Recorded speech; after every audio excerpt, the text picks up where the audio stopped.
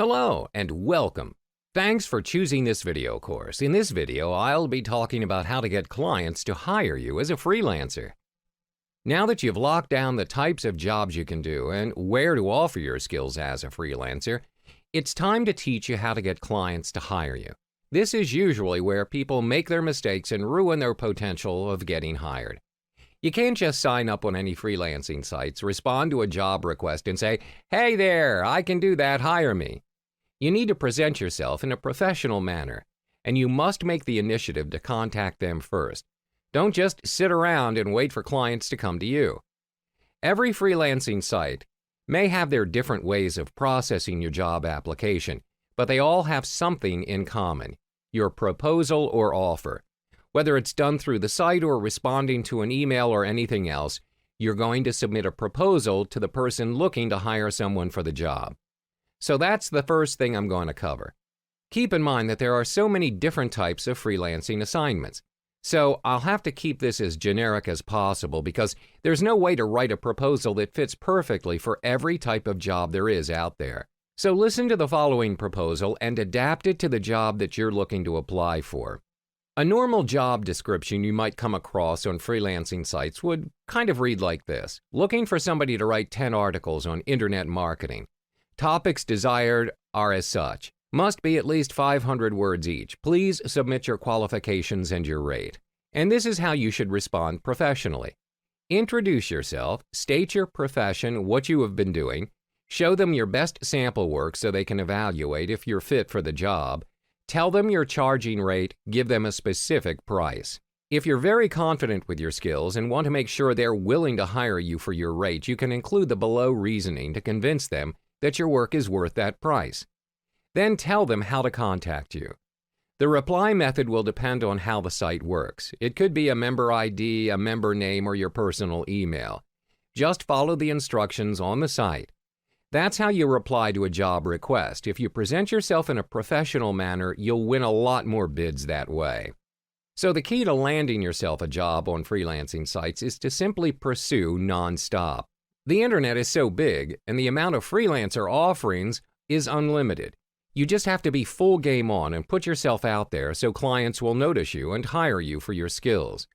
The key is simple: go out there, present yourself every day until you get hired. Go on to all the freelancing sites and search for relevant job postings, find those that you're interested to work for, and send in your application as many as you can daily. It's a numbers game after all, and the more frequently you appear to their eyes, the higher your chances that someone will find you the right fit for their job. You just need to be really aggressive, not in a way that will offend or annoy someone. Don't sound overconfident, just be aggressive in your posting. Offer yourself on a daily basis at every possible job offer you can find on all freelancing sites. You can also send frequent reminders. Bottom line is to be persistent but not pushy. If you don't hear back from someone that you don't know very well, you should give them a week to respond before you send a polite follow-up. Your message should sound something like this: "Hi, a week ago I sent you this really awesome idea and I wanted to follow up and see if you're interested in pursuing it further. I'd be happy to chat about it in more detail. Let me know if you have any questions. Thanks." Always keep it very short and to the point. People are busy, especially editors of larger blogs or publications, and more often than not, they don't respond because they're busy. Sometimes all they need is that little nudge. A reminder to respond to that email was somehow buried among all the rest. And sometimes sending a simple reminder shows that you want something bad enough and that you're really committed to that request. Lastly, follow up with clients. This is something so many freelancers fail to do, and it kills more business than you can possibly imagine. After completing the assignments, most freelancers simply thank the customer for their business and they move on. They think that just because they did such a great job for the customer, they're going to be contacting them for more work. In many cases, that doesn't happen. After completing the project, ask the customer what's their future plans. Ask him if he thinks he's going to need more work. Remind him to give you a shout if he does. There's an old saying, out of sight, out of mind. And trust me, once you're out of sight, you're so out of that person's mind, he may even forget you did the work for him. Keep the relationship going, but make sure to keep things professional at all times.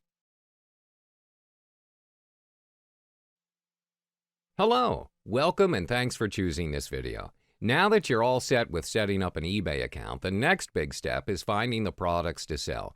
Generally, anything is sellable on eBay, but of course there are certain items that are prohibited in eBay. There are only 3 simple steps to determine what product you want to sell. 1. Do your own research on the market segment that you're interested in. 2. Look for manufacturers or wholesalers that can reliably dropship products for you. 3. Choose several viable products to sell that conform to your selected niche market. That being said, these 3 steps are highly significant, and it's best to follow them through instead of skipping them. When it comes to conducting research, you need to have a careful planning and research at each step. In doing so, you can easily avoid most of the common pitfalls of dropship selling. Dropshipping is basically acting as the distributed sales force for manufacturers and wholesalers who either cannot or don't wish to act as retailers. All you have to do is being a virtual distributor, whereas the rest of tasks, such as handling the physical order fulfillment and shipping, are done by the manufacturers. To kick things off, you should start with a select few items that you have carefully chosen so that you won't find yourself in an overwhelming position with auction fees before you even actually start selling anything. Furthermore, it's easier for you to evaluate the feasibility of each item on a small scale before you start expanding towards other products. When it comes to choosing your dropshipping partner to work with, spend more time in narrowing down to the list of best partners with the best possible deal. Any dropshipping partner that's approved by eBay is quite reliable to choose from, but you'll find that their entire product catalog is well represented on eBay by a number of other dropshippers. Once you've found the right company that's willing to do dropship work with you, find out how long they've been in the business and how long they've been doing dropshipping for clients. There are great deals to be had by buying products abroad, especially in countries in Asia, and having them shipped directly to your country. There are setbacks, of course, like dealing with foreign countries due to international shipping and custom regulations, but generally most eBay dropshippers suggested avoid using foreign suppliers entirely. The least you could do to offset your compromises is look for special deals with foreign partners, but limit the bulk of your goods to domestic wholesalers. Through this method, you'll be able to not only take advantage of some truly fantastic deals with what is typically less expensive merchandise, but you'll also be able to keep up with other companies through contacts and trade publications when your domestic companies are no longer capable of offering you some of your best-selling choices. Basically, there are only 2 basic types of source for drop-shipped goods. Manufacturers. Manufacturers are able to supply the same goods yearly at wholesale prices, but not as low as bulk pricing unless you convert your business model or sign a special contract if you find yourself with a good, reliable selling item that you're keen on continuing to carry. Closeout sellers and liquidators.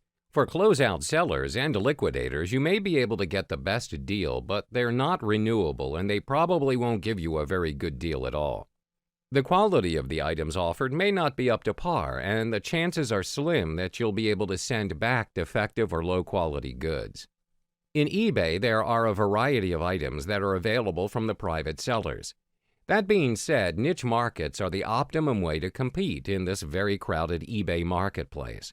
The best way to determine a niche is a product that is not widely available at your local retail store, including such online retailers as Amazon or Shopify. Usually, people that have a niche with a good knowledge of the products often have a good head start. If you don't have a good niche to start with, search for categories that have only a few listings in your local area. Especially lucrative are product sectors that can be served by small local outfits that are often selling at a very high profit. The market in itself is pretty much saturated throughout the years, but they're not entirely out of line, as there may still be suitable niches out there for different consumer electronic categories, but they may still be harder to come by. Even though there are several target markets out there to choose from, be prepared to compete with other wholesalers, which means that your prices will have to be lower than your competitors. These items are applied to different categories ranging from craft making supplies to photography equipment and to just about everything else in between. You can even supply raw materials for projects, plans, and patterns for crafting items, finished products, or even ebook guides on how to make money from a given hobby. To focus on this particular niche of items, You need to absolutely fill that niche completely to make your store more appealing for customers and their desire to visit your store. There are various items that can be formed into a collectibles item, even if the items are not in the best shape. There are still people more than willing to fork out money to purchase them. Generally, there are well-known collectible markets out there for such items as dolls, figurines, and even stuffed animals. In eBay, collectible items are usually very well present, and they have become collectors' go-to areas to search for. This is generally the go-to option for drop shippers, since many trades have a very specific niche for the materials and tools. Furthermore, there's a high chance to have a specialized trade publication that is highly valuable source of information about wholesalers and manufacturers that could have gone through with local distributors that charge an excessive amount to carry the manufacturer's unique product. If you take the opportunity to contact manufacturers and inquire about the dropship opportunities, you may find yourself in the chance to serve markets that have single distributors that they have overlooked even without undercutting their pricing. Not to be confused with the media from the local or international media that delivers news to the public. Media refers to items such as books, movies, and music that are sold on eBay. This niche, especially electronics, is pretty saturated, but there are still specific niches out there which can be pretty uncommon, especially in countries that do not have access to it.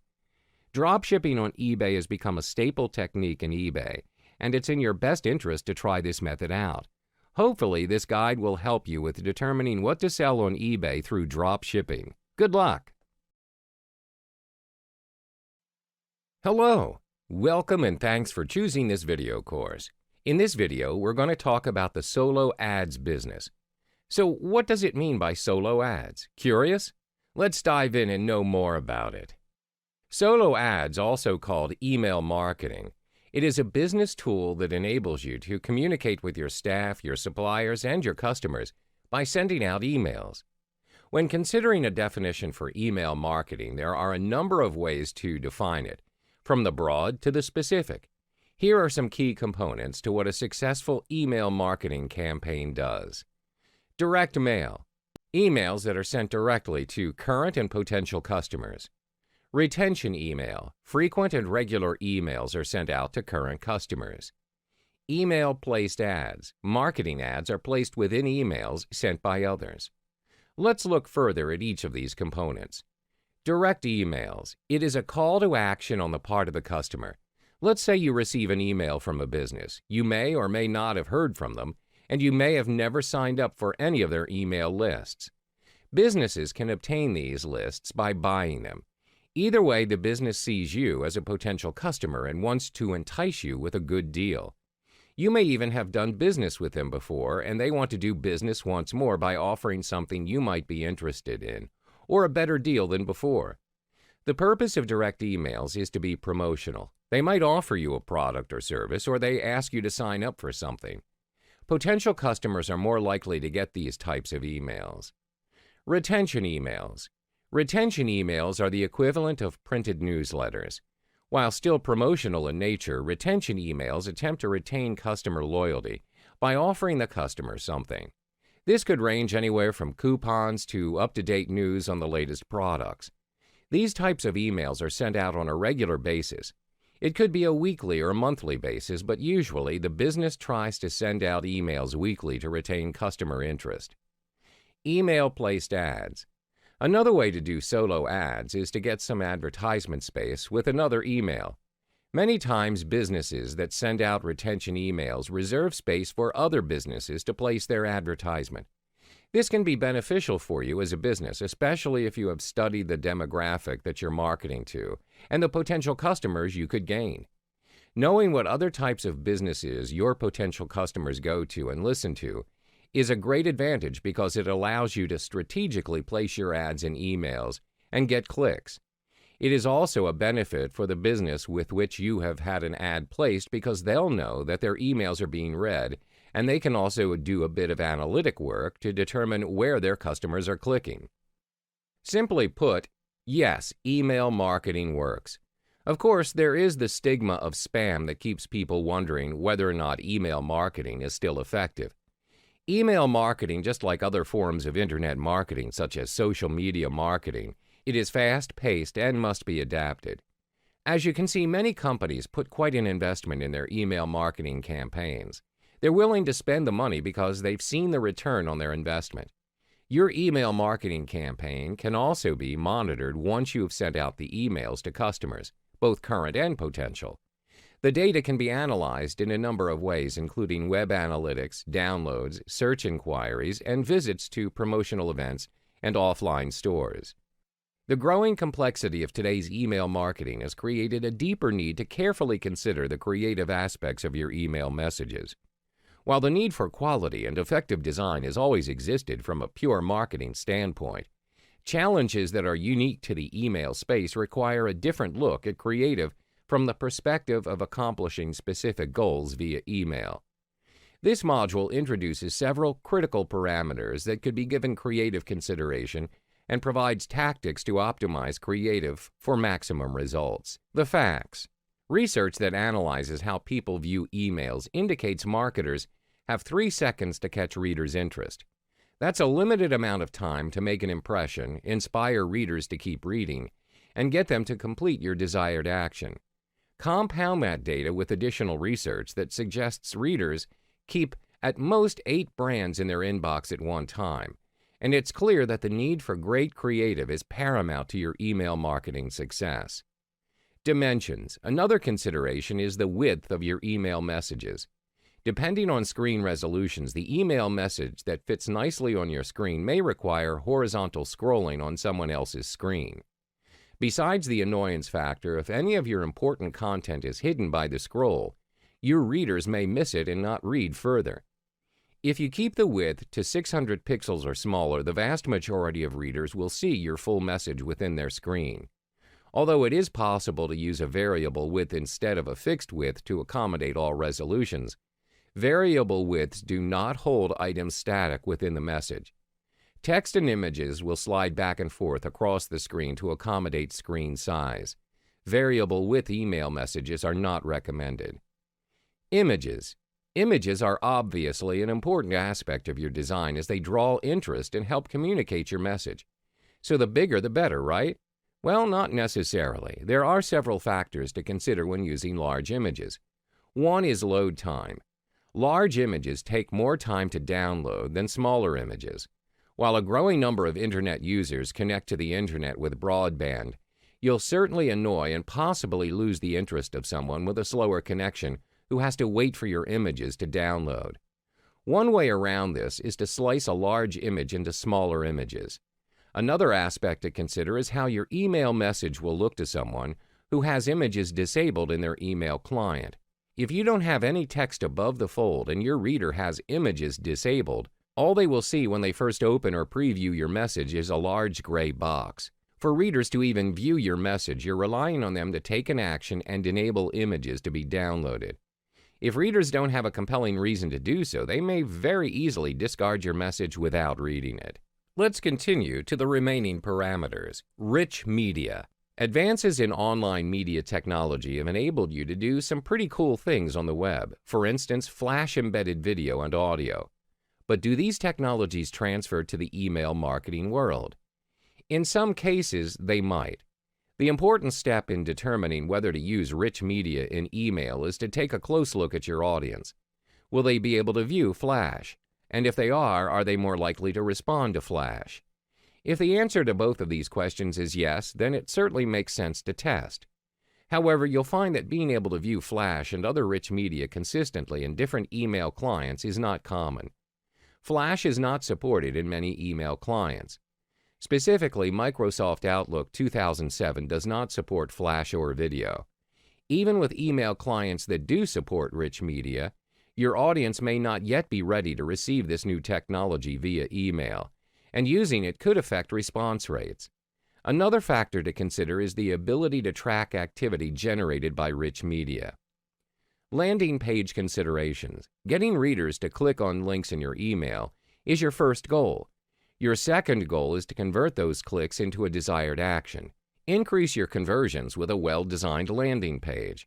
Although this is not a module about landing pages, we'll list a few things to keep in mind when designing your landing page. Match the message and elements of your landing page with your email message. For best results, repeat the headline from your email message at the top of your landing page. This gives visitors a feeling of familiarity and comfort. It tells them that they've arrived at the right place. Create a single path to your offer. Your landing page needs to be designed to prevent visitors from wandering away from the path you want them to take. Therefore, eliminate unneeded elements, such as links to other resources, navigation bars, etc. Keep visitors focused on completing the desired action. Viral opportunities. A recent survey by Sharp Partners found that almost 90% of adult Internet users share content with others via email, and the respondents are forwarding frequently. 3 out of 5 said they shared content at least once a week, and 25% reported doing so even more frequently. Encourage your readers to do the same by providing a clearly visible "Forward to a Friend" button in your email. The most common placement for this is the top right corner. If your emails are business-to-business in nature, use "Forward to a Colleague." This also allows you to track how many people are forwarding your email and to know who your top supporters are. Optimizing email creative is both an art and a science. It should also be a never-ending process. Our best recommendation for optimizing the creative for your email messages is to take a close look at your messages and try to implement a few of the areas noted. After you've made some changes, track the results and optimize a few more areas. It's better to make progress in small, manageable steps than to wait and plan for a long-term change that never comes to fruition. If examined on a regular basis, email creative can be a major contributor to the growth and success of your email marketing efforts. Hello, welcome and thanks for choosing this video course. In this video, I'll be talking about how to raise fast cash. These days, it seems like everyone needs more cash. Unemployment is skyrocketing, especially in the United States. The economy is poor, and finding a job in this market is harder than ever. Fortunately, there's one way to make quick money that doesn't require you to have an extra outstanding resume or any type of cash investment or any extremely specialized skills. All you need is a computer, an internet connection, and a decent grasp of the internet marketing operation. The following video series assumes you don't have a mailing list, don't have a lot of capital, and you don't have a lot of time. And you'll be given top 4 ways to raise emergency cash quick: JV brokering, freelancing, sell your stuff, brokering solo ads. First of all, JV brokering. JV stands for joint venture. As a JV broker, you're a connector. You connect people with products or services to people who have customers, subscribers, and traffic, and you take a percentage of the revenue created from that connection. Being a JV broker can be very advantageous. You don't need your own product, customers, or a mailing list. You don't need a fully automated website with all the works. You don't need to purchase anything. All you need to do is learn how to locate complementary businesses, introduce them to each other, and negotiate a deal between them. You become the middleman. For doing this, you get a percentage of the sales. Often a JV broker will be hired by a business that has either a product, service, or a customer base that could be better monetized. That business owner will be seeking partners who have a customer base that's targeted to their product or service. Likewise, the person or business with a customer base will be seeking products and services related to their customers' interests so they can market them to their customers. And this is where a JV broker comes in. You'll be hired by either of these 2 partner types in order to connect them with each other to create successful and profitable joint ventures. And upon successfully bringing both sides together, you'll be paid a pre-negotiated percentage of sales. Freelancing. Now, what's freelancing? Freelancing's probably the best way you can make some fast cash online. A freelancer sells skills and services online. It requires virtually no setup at all. As a freelancer, you don't have to spend any money to make money. Finding work is pretty simple unless you're expecting to get paid $100 an hour. And most people have some skills that can translate into cash. Skills like writing, designing, voiceover, and more. Later on in this video, I'll be teaching you a couple of ways you can become a freelancer, and you'll be surprised at the amazing possibilities and potential you can sell your skills and services online for that quick cash you can't wait to make. Sell your stuff. I'll be teaching you how to make money by selling your stuff on the internet. I bet you've heard of eBay, right? eBay.com is one of the largest e-commerce sites around. It's an online auction and shopping website in which people and businesses buy and sell a broad variety of goods and services worldwide. This video series will guide you through step-by-step to sign up on your own eBay account, teach you what to sell, and also how to sell them for good money. Brokering solo ads. First of all, let me explain to you what a solo ad is.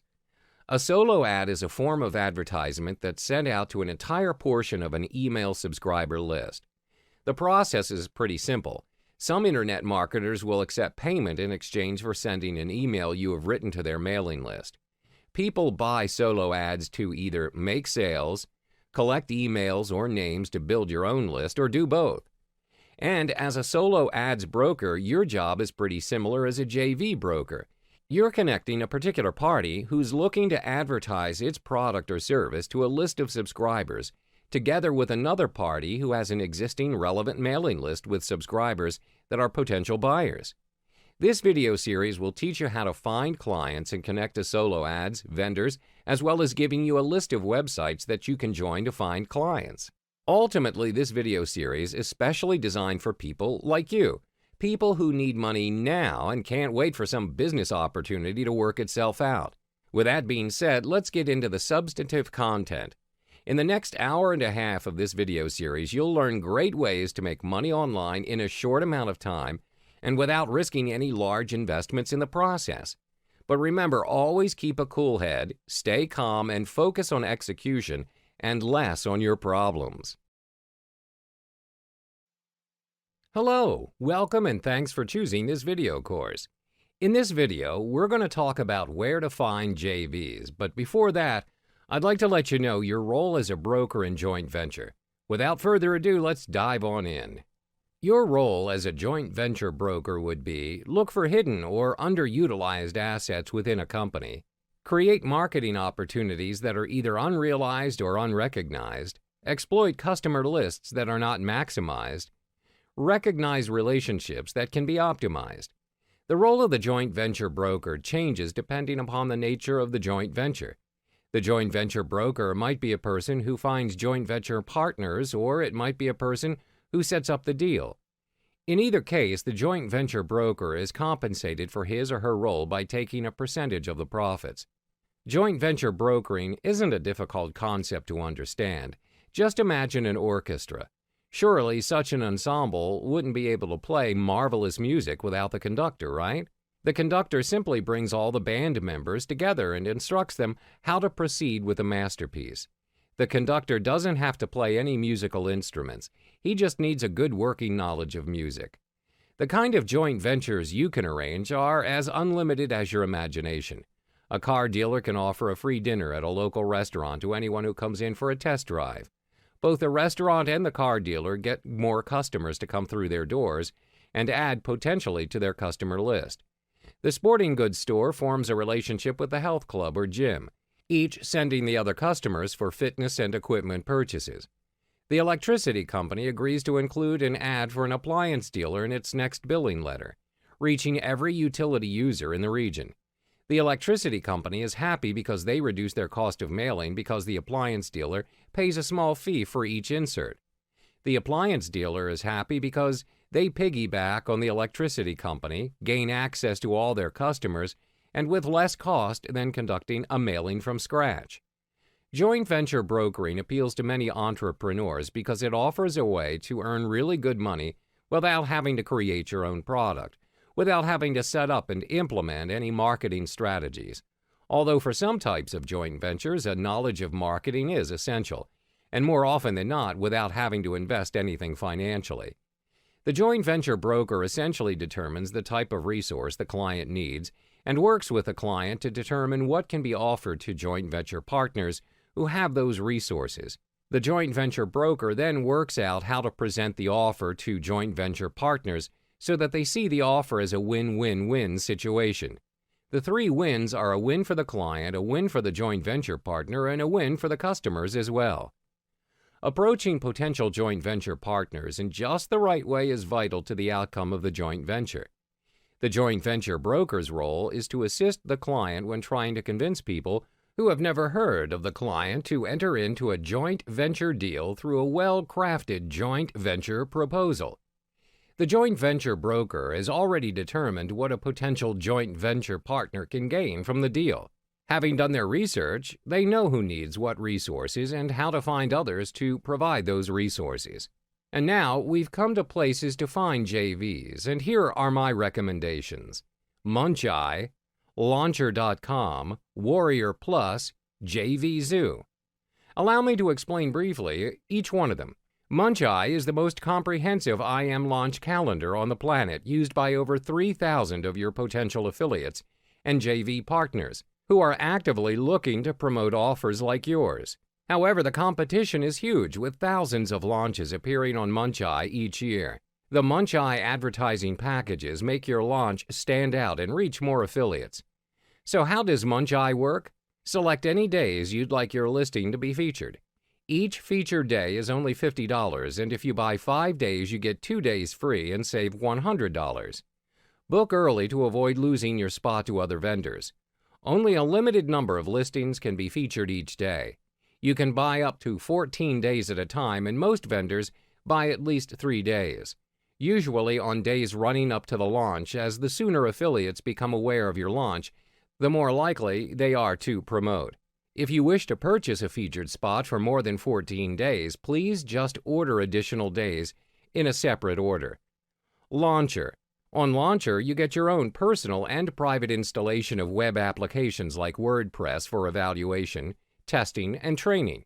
You can share your installations with other users or even share your own custom solutions. Launcher is offering a free account, no credit card required to register, no strings attached. It is great as well to put up your own commercial products and services.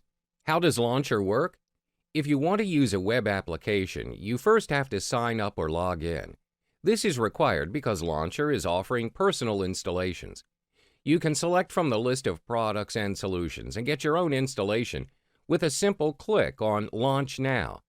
After a few seconds, the application is installed and ready to be used. And yes, it is as simple as that. In case you want to share your own product or solution on Launcher, you can very easily create your own installation template with the help of a visual editor we call the Sequence Editor. The drag-and-drop web interface requires no programming skills. However, you might need some knowledge about how to set up the product. Warrior Plus. WarriorPlus.com is an all-in-one Warrior Special Offer WSO management system that handles every aspect of WSO marketing. The Warrior Plus is the only tool on the market that makes running a WSO marketing campaign easier than ever.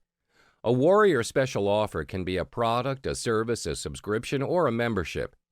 These offers are usually found in the Warrior Special Offer section on WarriorForum.com. When offers are posted in that section, it signifies that those offers are something worth checking out. The Warrior Plus system will automatically send out files, membership information, license codes, and activation codes to customers that purchase your WSO. Within the Warrior Plus system, members can set up auto deliveries, update quantities, set quantity limitations, place Buy It Now buttons on their WSO page, and change the prices of their WSOs from an easy-to-use interface. Users can even base their price change on the quantity of sales that they have made. JVZoo. JVZoo is a marketing platform for digital products. They make it easier for sellers to promote, list, and sell their products, and give affiliate marketers some great digital products to promote. They have a huge marketplace with all sorts of digital products to promote. No matter what niche you are in, JVZoo has you covered. They have 21 different categories to choose from with hundreds of digital products on offer. JVZoo is for the makers of digital products as well as affiliate marketers who are looking to promote these products on their websites and blogs. There are many other digital marketplaces on the internet today, but I really like JVZoo. You might need to sort through their products to find a good one, but there are some really great products available on JVZoo. You will be sure to find something that would do well within your niche.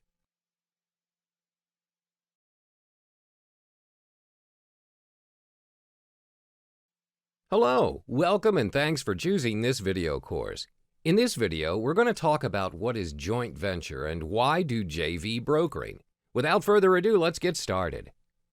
First of all, what is joint venture? A joint venture, or JV, is a formal arrangement between two or more firms to create a new business for the purpose of carrying out some kind of mutually beneficial activity, often related to business expansion, especially new product and/or market development. Partnerships and joint ventures can be similar, but in fact can have significantly different implications for those involved. A partnership usually involves a continuing long-term business relationship, whereas a joint venture is based on a single business project. Parties enter joint ventures to gain individual benefits, usually a share of the project objective. This may be to develop a product or intellectual property rather than joint or collective profits, as is the case with a general or limited partnership. A joint venture, like a general partnership, is not a separate legal entity. Revenues, expenses, and asset ownership usually flow through the joint venture to the participants, since the joint venture itself has no legal status. Once the joint venture has met its goals, the entity ceases to exist. Joint venture marketing can prove to be extremely beneficial for almost any business owner. It's a great way to join forces with other businesses and build mutually beneficial relationships both within and outside of your industry. While there are a number of good reasons to consider joint venture marketing, there are three basic reasons that truly outline the main goals and purpose of every joint venture marketing opportunity. They include combining resources, gaining opportunities, and maximizing profit. Combining resources. When entering into a joint venture marketing agreement, one of the greatest benefits will be gaining access to additional resources. By partnering with another business or business owner, you'll ultimately be combining your resources to make this joint venture work. That means the possibility of more funds, more visibility, and thus more business. You will both especially benefit from sharing each other's lists, allowing you to instantly double, possibly triple your potential customer base. As an intelligent business owner and strategic marketer, you probably already know all too well the importance of a quality list and have the experience of building your own. A joint venture marketing agreement is a great way for the parties involved to take some of the work out of building a list and allowing more time to focus on building your actual business. Gaining opportunities. With joint venture marketing, you'll not only gain a strategic business partner, but you'll also gain business opportunities that you may otherwise never have had. For instance, combining resources may provide you with the opportunity to purchase more expensive advertisements, and more expensive advertisements may lead to a larger pool of potential customers due to greater visibility and distribution. You'll also gain the opportunity to reach members of your partner's list, a valuable tool and resource with built-in credibility. You'll have the advantage of reaching people that already know and trust your partner and/or their message. It's a domino effect. Just as one investment leads to another, so does opportunity. This may also be an opportunity to build strong professional relationships. Building relationships within your field with both clients and your peers is extremely important and a key ingredient to success. The more others trust you, the more likely they're going to do business with you, and that's an opportunity you never want to miss. Maximizing profit. The goal of every business is to make money, so by default, when you join two businesses together, the ultimate goal is, well, to make more money. By combining resources, you'll gain the opportunity to reach a greater audience. And when you reach a greater audience, you'll have the automatic potential to increase your customer base and maximize profit. You see, it's all interconnected, and you want to be successful, and so does every other business owner out there. So why not join forces to make that happen? Joint venture marketing gives you and your peers the opportunity to work together with a common goal in mind. Whether you offer complementary services or sell similar products, a joint venture marketing plan can and will help bring you and your partner success. JV brokerage is one of the easiest and fastest ways to make money online. Being a JV broker can be very advantageous. You don't need your own product, customers, or a mailing list. You don't need a fully automated website with all the works. You don't need to purchase anything. All you need to do is learn how to locate complementary businesses, introduce them to each other, and negotiate a deal between them. You become the middleman. For doing this, you get a percentage of the sales. JV brokering requires a deep network of contacts. They are, after all, the people who will make things possible. Without them, the idea, no matter how grand and rewarding, will most certainly sink before it could even take flight. Meeting people and building great relationships with them is a must for this business. Hence, good public relation skills are a necessity for anyone who wants to try this profession. JV brokering also requires a creative mind and a keen eye for the industry.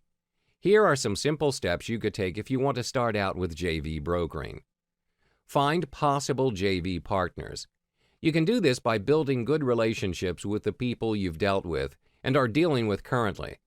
They are commodities for your success in this field. If you're just starting out, then you could invest some time in specialized forums and continue to brand yourself as a credible player in the industry. Soon enough, you'll have a workable list of contacts. Ask them if they're open to joint venturing opportunities. If they say no, be thoughtful and polite and ask why. Learn all you can from each opportunity you pursue. Educate them on the process. As soon as you find someone who's interested, spend time with them and educate them on the process of joint venturing. Learn how things work. Learn what they're able to do. Learn what they're willing to do. There may be things that they may want to do but can't yet. Try to select the perfect people for the job. The bigger your network is, the more options you'll have. Learn what they're able to do. Learn what they're willing to do. Your job as a successful JV broker is to really know those you are bringing together. Discover their strengths, know their weaknesses. These will all play a very important part towards the success of each joint venture.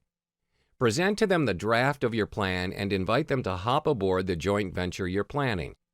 Once all the participants have been notified, try to present a fair and reasonable profit-sharing scheme that will make everybody happy. In conclusion, joint venture brokerage is a highly versatile business, which can be run on a part or full-time basis and can produce significant profits for those who take time to learn the necessary skills and apply them.